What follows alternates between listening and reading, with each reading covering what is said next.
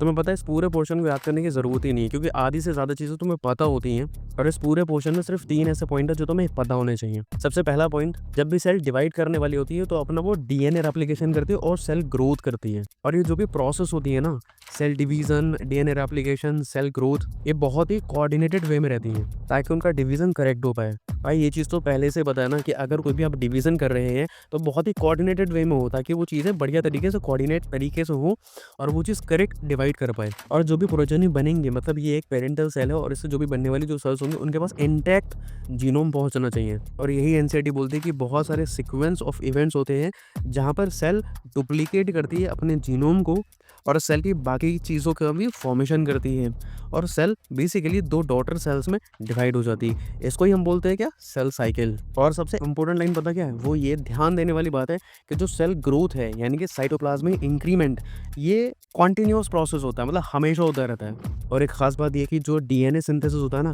वो एक specific stage में होता है जो कि हम आगे भी पढ़ेंगे जाके। और ये बात के जो रेप्लिकेटेड डीएनए या फिर क्रोमोसोम्स होते हैं वो डॉटर न्यूक्लियाई में डिस्ट्रीब्यूट कर दिए जाते हैं। मतलब यहाँ पर जो भी डीएनए वीएनए बना होगा ना, जो भी रेप्लिकेट किया होगा, वो इन दोनों डॉटर सेल्स में डिस्ट्रीब्यूट कर दिया जाता है। और यहाँ पर एक बहुत ही कॉम्प्लेक्स सीरीज चलती है जो कि इस पूरे इवेंट को कंट्रोल कर रही होती है। और ये जो भी कंट्रोल होता है ना, वो एक जेनेटिक कंट्रोल के अंडर होती है ये सारी चीज़ें। भाई इस पूरे पोर्शन में सिर्फ ये 4 ही पॉइंट थे जो तुम्हें 3 ही पॉइंट थे जो तुम्हें याद करने थे। बाकी आधी से ज़्यादा चीज़ें तुम्हें पता हैं या फिर आगे जाके हम पोर्शन में पढ़ने वाले हैं। दोस्तों मैं ऐसे ही शॉर्ट्स बनाता हूँ, अगर तुम्हें पसंद आए प्लीज़ फॉलो करो और कोई कमी लगे तो प्लीज़ कमेंट में बताओ। मैं अपनी नेक्स्ट शॉर्ट में उसको इम्प्रूव करने की कोशिश करूँगा। Thank you so much.